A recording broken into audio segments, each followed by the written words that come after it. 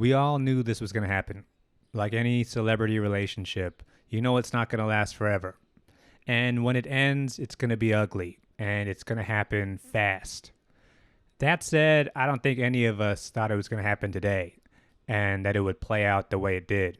I mean, I saw the first couple tweets and I thought, all right, this is just like a little fake out. They're going to, get back together tomorrow.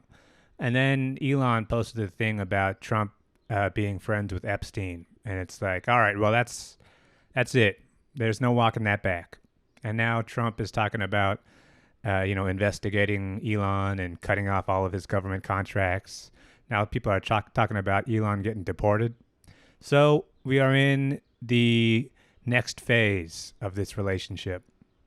But I think it is worth thinking about where things went wrong and why this was always in the cards. It's not because they're both famous or they're both rich and they're both egomaniacs. The reason Donald Trump and Elon Musk could never really be friends long term is that they are fundamentally incompatible. Elon Musk is a party boy. He's a drug guy. And one of the foundational principles of male friendship is that drug guys cannot be friends with non-drug guys. It's one thing if you're in college and, your roommates and, it's your boy. You can be friends then.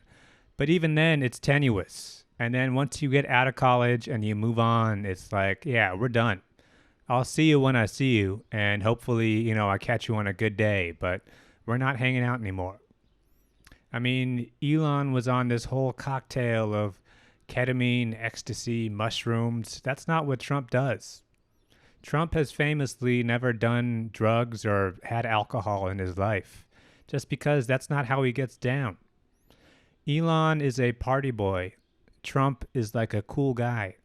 When Trump's at the party, he's upstairs in like a separate section drinking a Diet Coke and talking to some girl with an accent. And that's just how he gets down. He's not up there dancing and making a fool of himself. Even when you see Donald Trump do his signature dance, the Trump dance, he does this, but like, it's the kind of dance, it's all upper body. It's all just arms. Look at his legs. Trump's not moving his legs because he's not actually dancing. Look how Elon Musk dances. He jumps in the air like an idiot. There's the famous photo of them at the campaign rally, and Elon Musk is jumping and kicking his legs out. And you see the way Trump is looking at him like, we're not friends. I can't get down with the guy who does that with his legs because that's not who I am. I'm like a cool rich guy. I don't have time for that. So that's why that can never last in the long term. And I mean, they did have sort of mutual interests in terms of the direction they were looking to lead the country. But even then, it was going to be tenuous because at some point, Elon was going to ask for something from Donald Trump, and Donald Trump was going to have to acknowledge the fact that Elon Musk actually helped him out. And Donald Trump is not a loyal guy. He's transactional. What can you do for me now? What can you do for me now and in the near-term future? If you can't answer those questions, it's like, you're out. I'll give you a fake job in the government and you can pretend to do a bunch of stuff. But besides that, it's like, you're out. You're out of the circle. And once Elon started feeling himself sliding out and he felt, Kid Rock starting to take his place, that's when he starts acting erratic. That's when he starts making demands and he finds out that he never really had power in the first place. So now we are in a post-Elon Trump world, and it's just a matter of where do things go next. And I think there are some clear, if you just think about Elon Musk's core businesses, you can see the directions that Donald Trump will likely take next. You got to keep in mind, Donald Trump and Elon Musk are very petty people. They will go out of their way to ruin the other person's plans, even if they don't gain from it personally. That's the kind of guy Trump is. He stays up all night making phone calls and trying to screw somebody over. That's the joy he gets. Donald Trump has lots of money, but it's like, what's money even do for a guy like that? He's not really into the money itself, is just a symbol. What he really likes is power, and power is expressed through animosity and screwing people over. So that's where I think he's going to attack Elon first. The first move is he's going to open up America to Chinese electric vehicles.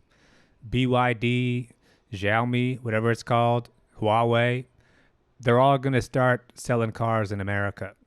This is going to be his big pitch. It's going to be his big midterm, curveball is we're going to start getting those $8,000 Chinese little rinky-dink electric cars in America, and Tesla is going to get wiped out because at the end of the day, Teslas are kind of shitty cars. They work real good at first, but then they start to break down and you realize everything is kind of super glued together. Not to say the Chinese cars are that much better, but at least they're cheap. I mean, Americans are going to love a $10,000 car. And I think this is going to help Donald Trump smooth things over with the Chinese after his whole tariff thing kind of didn't work out. So that's going to be, I'd say, Q1 2026, we start getting Chinese cars in America, which I welcome. SpaceX. That shit's out. I mean, this was already going to be kind of a rocky sell for Elon, but Elon's already talking about he's pulling his SpaceX Dragon spacecraft thing, and Trump's already talking about cutting all of Elon Musk's contracts out. So that's done. Elon is like, so much of his energy was built into government contracts. That was kind of his whole play in terms of backing Trump, was finding a way to keep his little paws in NASA, in the space program.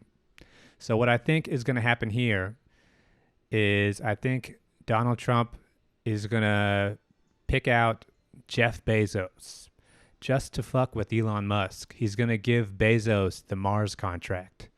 And Jeff Bezos is like kind of a egomaniacal billionaire in the same way as Elon Musk. The difference between Elon Musk and Jeff Bezos, though, is Jeff Bezos is actually very good at what he does. He's a very competent manager, and he can actually make things happen. So I think I'd say right around 2027, Jeff Bezos is going to launch a very ambitious Man to Mars program. I don't think it's going to work, but I think it's going to be amazing in terms of messing with Elon Musk and making him furious. It's going to be one of Jeff Bezos's deep blue spacecraft or whatever he calls it, and they're going to send it up there, and it's going to have a picture of Jeff Bezos inside. It's going to be like a gold statue or something corny like that. And that is how Elon Musk is going to end up. He's going to be watching it live streamed with the rest of us, and he's going to be pissed off. Now, what happens to Elon Musk? Clearly, he can't stick around. I mean, he's got his tentacles and his businesses in too much stuff in America. And Trump is the kind of guy who can screw him over at almost every facet of business. So I think what's going to happen is Musk is going to pack up and he's going to leave. And he's going to try to start his own little libertarian country in like an island somewhere. One of those like Luxembourg kind of places where it's like a low tax, no rules, Cayman Islands kind of place. And he's going to make a big splash, and he's going to get some of his reply guy conservative influencers to follow him there and make YouTube videos. And he's going to hype it up as like the next Dubai. And it's going to be like 5-10 years of him hyping it up and getting investors together. And at some point, he's going to kind of break ground on something like the Capitol building of his new Elon Musk country. But then he's just going to not follow through. And I'd say at about 10 years from now, Elon Musk will find his new home in Hong Kong. The Chinese government is just going to throw him a bone and he's going to get to live either on Hong Kong or like Macau or one of those little Chinese islands where like there's kind of no laws. And they're going to let him ride out the rest of his days, I don't know, playing video games and hanging out with his hundreds of children.